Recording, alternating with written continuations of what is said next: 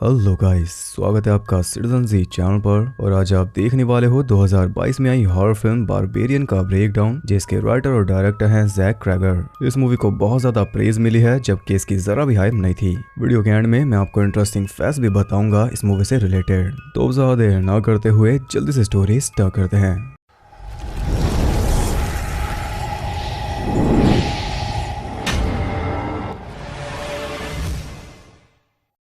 Movie के start में हम देखते हैं टेस नाम की लड़की को, जो कि जॉब इंटरव्यू के लिए डेट्रॉइट में आई है और आज रात ये रुक रही है एक दूर दराज घर में जो इसने बुक किया है एक ऐप के जरिए, जिसका नाम है एयरबीएनबी। इंटरव्यू इसका कल है। भारी तूफान में वो घर तक पहुंच गई, लेकिन घर लॉक था और चाबी वहां थी नहीं। वो कंपनी के पास कॉल करती है, लेकिन कोई जवाब उसे नहीं मिलता। तब उसका ध्यान जाता है आसपास के घरों पर और वो सभी खाली थे। वो जाकर अपनी कार में बैठ गई और तभी अचानक अंदर की लाइट ऑन हो गई, यानी अंदर कोई है।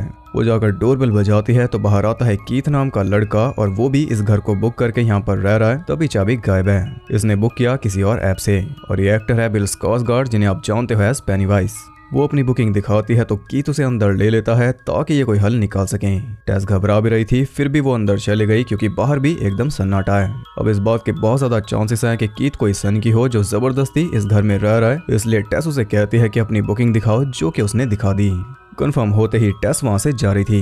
अब वो कार में बैठकर होटल्स में फोन करेगी या फिर घूम घूम कर होटल्स ढूंढेगी, लेकिन कीथ उसे कहता है कि ये काम तुम यहीं पर कर लो क्योंकि बाहर से ज्यादा ये जगह सेफ है। टेस ने उसकी ये बात भी मान ली। वो होटल्स में कॉल करती है, लेकिन एक भी रूम खाली नहीं था क्योंकि टाउन में कोई बड़ा इवेंट है, इसलिए सभी होटल्स फुल हैं। अब उसे परेशान देखकर कीथ कहता है कि अगर तुम चाहो तो आज रात यहीं पर रुक जाओ, और हालात देखते हुए ये भी वो मान गई। अब वो सोएगी रूम में और कीथ बाहर काउच पर। कीथ उसके लिए काफी कुछ कर रहा है। उसे साफ सुथरा बिस्तर चाहिए, इसलिए वो शीट्स वगैरह भी धो रहा है, और उसे चाय देकर वो उसका सामान भी ले आया, लेकिन टेस ने चाय को छुआ तक नहीं। वो रूम में जाती है तो वहाँ कीथ का वॉलेट पड़ा था, और क्योंकि कीथ इसके लिए इतना कुछ कर रहा है तो बदले में इसने भी उसकी आईडी की फोटो ले ली, और फिर ऐसा दिखाया जैसे इसने वॉलेट खोलकर देखा भी नहीं।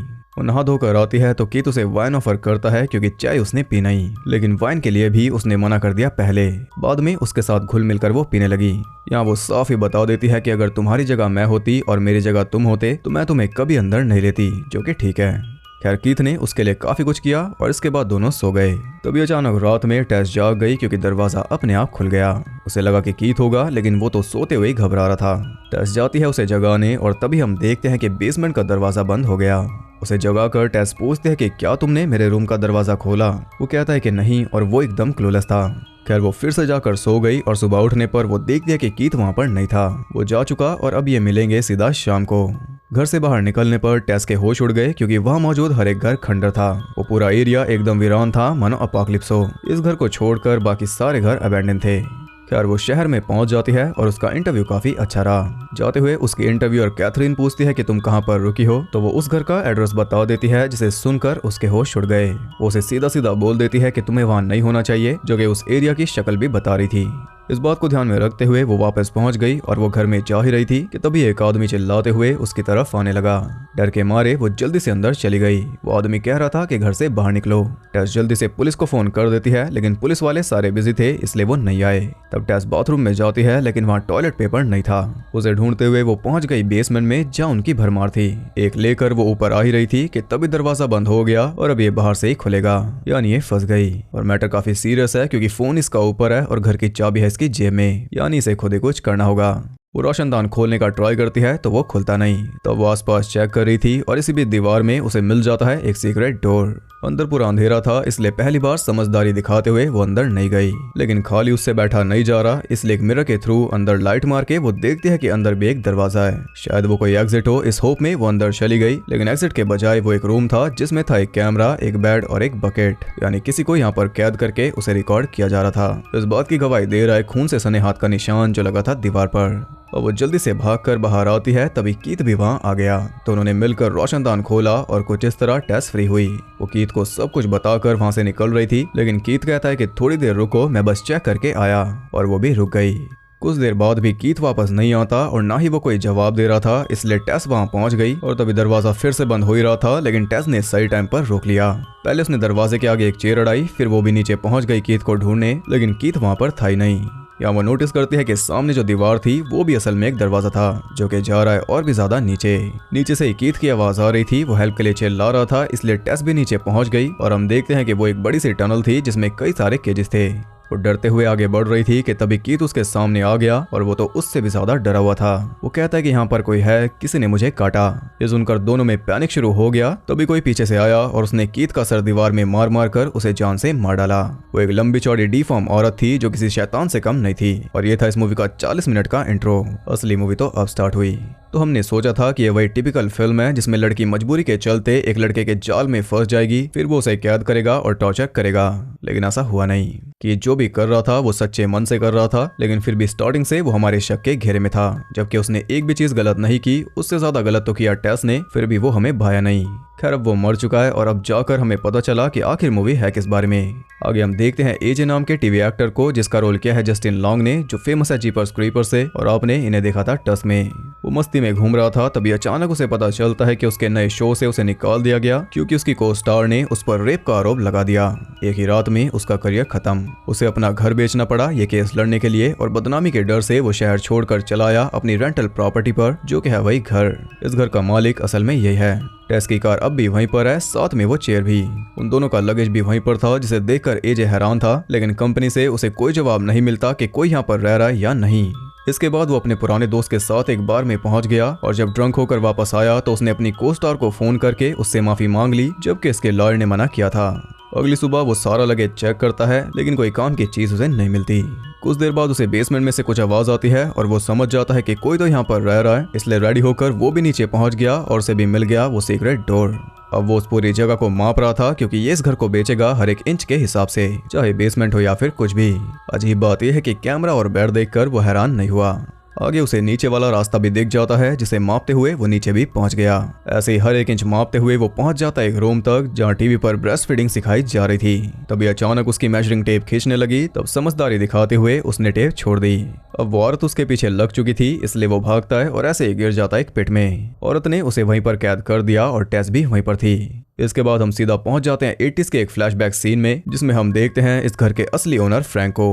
वो एक स्टोर में जाता है आने वाले बच्चे के लिए सामान लेने, जबकि ये मैरिड है भी नहीं। सामान लेकर वो चल दिया कि तभी उसे दिखाई दे गई एक अकेली औरत और उसका पीछा करते हुए वो पहुंच गया उसके घर तक। सरकारी प्लम्बर के भेस में वो उसके घर में घुस गया और बाथरूम में जाकर उसने वहां की विंडो अनलॉक कर दी। इसके बाद वो चुपचाप चल दिया। इससे हम समझ पाए कि रात को उस विंडो के जरिए ये घर में घुसकर उस औरत को किडनैप कर लेगा, फिर ये उसे कैद करके रखेगा उसी रूम में जो है बेसमेंट में। उसे रेप और टॉर्चर करते हुए ये रिकॉर्ड करेगा और यही इसका काम है। ऐसे ही कई सारी औरतों को किडनैप करके इसने कैद किया हुआ है उसी सुरंग में। जब उनकी बच्ची होती है तो उन्हें भी ये पालता है और जब वो बड़ी हो जाती हैं तो उनके साथ भी ये सेम ही काम करता है। जो डिफॉर्म औरत हमने देखी है वो इसी की बेटी है, जो पैदा हुई है इसी की बेटी के थ्रू, और इसी की वजह से ये पूरा एरिया खाली हुआ क्योंकि धीरे धीरे औरतें गायब होने लगी और उनका मिलना इम्पॉसिबल था क्योंकि कोई सोच भी नहीं सकता कि इसके छोटे से घर के नीचे इतनी बड़ी सुरंग होगी जिसमें ये सब चलता होगा।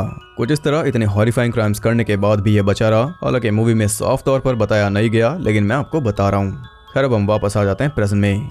एजे पैनिक कर रहा था, तभी वो औरत दूध की बोतल लेकर वहां पर आ गई क्योंकि इन दोनों को वो समझ रही है अपने बच्चे। एजे तो दूध नहीं पीता, इसलिए टेस को ही पीना पड़ा, नहीं तो वो गुस्सा हो जाती। एजे नहीं पी रहा था, इसलिए वो नीचे आती है और आते ही पहले उसने टेस को प्यार किया। इसके बाद वो एजे के पास आ गई और हम देख पाते हैं कि उसे बोलना नहीं आता। एजे शांत नहीं हो रहा था, इसलिए वो उसे उठाकर ले गई उसे रूम में ब्रेस्ट फीडिंग के लिए, और इधर मौके का फायदा उठाकर टेस फ्री हो गई। एजे की हालत देखकर वो चुपचाप निकल रही थी, लेकिन तभी उसका पैर पड़ गया मेजरिंग टेप पर, इसलिए वो फंस गई। वो जल्दी से बाहर की तरफ भागती है, लेकिन बेसमेंट का दरवाजा फिर से बंद था। तब रोशनदान तोड़कर वो बाहर निकलने लगी, लेकिन वो पकड़ी जाती अगर वही अजीब आदमी उसे ना खींचता। वो औरत देखती रह गई और ये उसके बच्चे को ले गया। इसका नाम है आंड्रे और ये वही आदमी है जो उस दिन टेस को वार्न कर रहा था। वो उसे कहते हैं कि अंदर कोई और भी है, हमें उसे बचाना होगा। आंड्रे कहता है कि हाँ अंदर कोई और भी है और वो उस औरत से भी ज्यादा खतरनाक है। वो कहता है कि यहाँ से निकल जाओ, रात होते ही वो बाहर निकलेगी। इतना कहकर वो चल दिया अपने ठिकाने वाटर टावर पर। टेस भी वहां से निकल गई और पैदल चलते चलते वो पहुंच जाते हैं गैस स्टेशन पर, जहां से वो पुलिस बुला लेगी। इधर एजे भी निकलने की कोशिश कर रहा था, लेकिन ऐसे ही भटकते हुए वो पहुंच गया एक और दरवाजे तक। वो औरत उसके पास आ चुकी थी, लेकिन दरवाजा देखकर वो भी वापस चली गई। बाहर एक बेल है और उसकी रस्सी आ रही है इसी रूम में, क्योंकि यहाँ पर रहता है फ्रैंक। उसकी मरने लायक हालत है लेकिन अभी वो नहीं मरा। तो यानी कि वो औरत इससे डरती है और वो इसकी पूरी सेवा भी करती है। लेकिन एजे को लग रहा था कि शायद उसकी तरह फ्रैंक भी यहाँ पर कैद है। वो कहता है कि मैं बाहर निकलकर पुलिस को ले आऊंगा और यही तो बोलना नहीं था। और फ्रैंक अपने ड्रॉर से कुछ निकाल रहा है। ऊपर टेस पुलिस को लेकर आ गई लेकिन वो उसकी बात पर यकीन नहीं कर रहे। वो उन्हें कई बार कहते हैं कि घर के अंदर चलो, अंदर एक मर्डर हो चुका है और क्या पता दूसरा भी हो चुका हो। लेकिन प्राइवेट प्रॉपर्टी होने की वजह से वो बिना अंदर जाए बाहर से ही वापस चले गए टेस को पागल समझकर, क्योंकि उसके पास आईडी तक भी नहीं थी। नीचे एजे को उन सारी औरतों की टेप्स मिल गई थी जिन्हें आज तक फ्रैंक ने टॉर्चर किया था और एक भी यहाँ से जिंदा बाहर नहीं निकली। इन टेप्स पर लिखे नाम पढ़कर आप खुद भी परेशान हो जाओगे। ये नाम इसके सारे कारनामों को बयान कर रहे हैं। एक टेप वो प्ले करता है तो उसके दिमाग की धज्जियां उड़ जाती है, क्योंकि उसमें फ्रैंक लड़की को मारपीट कर रेप कर रहा था। अब इसे फ्रैंक की असलियत पता चली, लेकिन अब क्या फायदा। तब तक वो अपनी गन निकाल चुका था, जिसे देखकर एजे को लग रहा था कि अब तो वो गया, लेकिन वो गन थी उसके खुद के लिए। उसने खुद को ही गोली मार ली। इधर टेस ने विंडो के जरिए घर में घुसकर अपनी कार की चाबी ले ली और अब वो कार लेकर जा रही थी कि तभी वो औरत बाहर आ गई और टेस ने उसे फंसा दिया कार और घर के बीच में। उसे डर समझकर वो पहुंच गई नीचे, जहां एजे ने बिना कुछ देखे सीधा उसे गोली मार दी वो औरत समझकर। लेकिन किस्मत से वो बच गई। वो उसे उठाकर बाहर ले आया जहां से वो औरत गायब थी। अब टेस की कार डैमेज्ड है और एजे की कार की चाबी है नीचे, जहां ये दोबारा जाएगा नहीं। इसलिए दोनों पैदल ही वहां से निकल रहे थे। तभी किस्मत से उन्हें मिल गया आंड्रे। वो उन्हें अपने ठिकाने पर ले आया जहां वो औरत नहीं आती। वो उन्हें सब कुछ बता देता है कि पिछले 40 सालों से वो औरत यहीं पर रह रही है और वो वहीं पर पैदा हुई थी। वो उसके डैड का घर है। वो उन्हें सलाह देता है कि आज रात यहीं पर रुको, सुबह होने पर निकलना, नहीं तो मारे जाओगे। वो पूरा श्योर था कि वो औरत यहाँ पर नहीं आएगी और तभी वो आ गई। उसने सीधा ही आंड्रे का हाथ चीर डाला और फिर उसी से वो आंड्रे को मारने लगी। इतने में ये दोनों भागकर पहुंच गए वाटर टैंक के ऊपर, लेकिन एजे टेस की कोई हेल्प नहीं कर रहा था। गन भी उसने निकाली तो वो भी नीचे गिर गई और बचने का कोई रास्ता नहीं था। वो दोनों फंस चुके थे। तब एजे ने टेस के बाल पकड़कर सीधा ही उसे नीचे फेंक दिया, यानी कि ये सच में कमीना आदमी है। अब टेस के पीछे पीछे वो औरत भी कूद गई अपने बच्चे को बचाने के लिए और उसने बचा भी लिया अपनी जान गंवाकर। एजे टेस को ऐसे उठाता है जैसे कुछ हुआ ही नहीं। वो फालतू के बहाने दे रहा था, तभी उस औरत ने उसकी दोनों आंखें फोड़कर उसके सर को बीच में से फाड़ दिया। इसके बाद वो टेस को संभाल रही थी, लेकिन टेस को वापस नीचे नहीं जाना था, इसलिए उसने गन उठाकर उसे मार दिया। इसके बाद वो भी वहां से निकल गई और इसी के साथ ही मूवी एंड हो गई।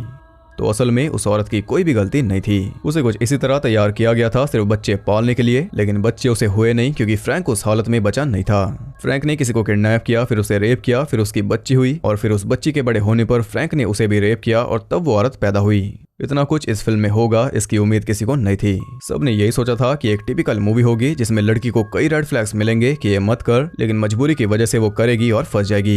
लेकिन ऐसा हुआ नहीं। कीथ सच में जेन्युइन था और खुद तंग होकर उसने टेस की हेल्प की, पर वो तो मेन मूवी थी नहीं। मेन मूवी वो थी जो हमें दिखाई नहीं गई। उसका सिर्फ एक आइडिया दिया गया फ्लैशबैक के थ्रू, और ये भी मॉडर्न हॉरर है जिसकी फॉलोइंग काफी ज्यादा हो चुकी। एक पुराना घिसा पिटा सा कॉन्सेप्ट दिखाया जाता है, लेकिन असल में वो होता है सिर्फ कवर। मेन मूवी होती है अलग। तो मूवी बिल्कुल देखने लायक है और इसका प्रीक्वल ला सकता है फ्रैंक के ऊपर, जैसे कि पर्ल आया एक्स का। उसमें उस औरत की बैक स्टोरी भी हम जान लेंगे और फ्रैंक अधमरा कैसे हुआ वो भी। मैं तो कहता हूँ कि किसी ने फाइट बैक करके उसे ब्रेन डैमेज दिया हो। और रिचर्ड ब्रेक कमाल के एक्टर हैं। सन की एक्टिंग तो वो और भी ज्यादा बेस्ट करते हैं। हमने इन्हें देखा था 31 में एज डूमहेड। यार अब बात करते हैं इंटरेस्टिंग फैक्ट्स के बारे में। इसका बजट था $4.5 मिलियन और इसने कमाए $42 मिलियन, जो कि बहुत ज्यादा है। इस साल हॉरर मूवीज ने धूम मचा दी कमाई के मामले में, चाहे ये हो या स्माइल या टेरिफाइड 2। और इन्हीं की वजह से अगले साल और भी ज्यादा बेस्ट हॉरर देखने को मिलेगा। खैर ये एक स्लीपर हिट रही, यानी कि पहले ये ज्यादा नहीं चल रही थी, लेकिन जैसे जैसे लोगों ने देखा तो बात फैली के मूवी में दम है और कुछ इस तरह ये इतना कमा पाई। इस साल इसकी बहुत चर्चा हुई, एकदम कांतारा की तरह। जैक इंस्पायर हुए थे the gift of fair book से। उससे इंस्पायर होकर जैक ने 30 मिनट का एक शॉर्ट लिखा जिसमें सिर्फ बातचीत थी एक आदमी और औरत के बीच में, जिसमें औरत ने कई सारे रेड फ्लैग्स को इग्नोर किया। यानी कि बेसिकली इस फिल्म का 40 मिनट का इंट्रो। फिर उसके बाद की जो भी स्टोरी है वो एकदम अलग है। एजे का रोल जैक ने ऑफर किया था जैक एफ्रॉन को, लेकिन एफ्रॉन ने मना कर दिया था। तब ये रोल मिला था जस्टिन लॉन्ग को। वैसे इस फिल्म के साथ जॉर्डन पीले का कोई नाम है नहीं, लेकिन वो इसके साथ काफी ज्यादा जुड़े थे क्योंकि वो जैक के दोस्त हैं और उनका टच भी कहीं ना कहीं इसमें दिखाई दिया। घर का नंबर था 476। 476 वही साल है जिसमें बारबेरियंस ने रोम को इन्वेड किया था। वो घर था बारबरी स्ट्रीट पर और उसे बुक किया था एयरबीएनबी से। इत्तेफाक से दोनों ही वर्ड्स वर्ड प्ले है मूवी के टाइटल का। यहाँ तक के टाइटल में एयरबीएनबी के सारे वर्ड्स हैं। जब एजे लगेज चेक करता है तो उसमें बुक थी जेन आयर। जेन आयर में भी एक इनसेन वुमेन है उस औरत की तरह। फ्लैशबैक सीन में स्क्रीन रेशियो छोटा हो जाता है 80s की फिल्म की तरह। कीथ के ड्राइविंग लाइसेंस पर हाइट थी 5'10", जबकि असल में बिल स्कार्सगार्ड की हाइट है 6'4". जैक के मुताबिक ये फिल्म फिंचर और रेमी का मिक्सचर है, यानी डेविड फिंचर और सैम रेमी का। पहले डिज्नी इसे हुलू पर रिलीज करने का सोच रहा था, हेलरेजर और प्रे की तरह, लेकिन अच्छे रिस्पांस की वजह से डिज्नी ने इसे डाला थिएटर्स में। हालांकि हुलू ने भी इस साल कमाल कर दिया, पहले A24 के पास भी गई थी। तो ये थे इंटरेस्टिंग फैक्ट्स। आई होप आपको पसंद आए होंगे। अगर आपको वीडियो पसंद आई तो उसे एक लाइक जरूर करना और कमेंट करके बताओ कि आपको मूवी कैसी लगी। ऐसी और इंटरेस्टिंग वीडियोस देखते रहने के लिए चैनल को सब्सक्राइब करके बेल नोटिफिकेशन कॉल पर सेट कर लो, ताकि नोटिफिकेशन देर रात भी आपके पास आ सके। और ज्यादा कनेक्टेड रहने के लिए आप मुझे इंस्टाग्राम पर फॉलो कर सकते हो, वहाँ आपको बहुत कुछ जानने के लिए मिल जाएगा, और साथ ही बाकी जगहों पर भी जिनके लिंक्स आपको नीचे मिल जाएंगे। तो मैं मिलता हूँ आपसे अगली वीडियो में, तब तक के लिए सबको बाय।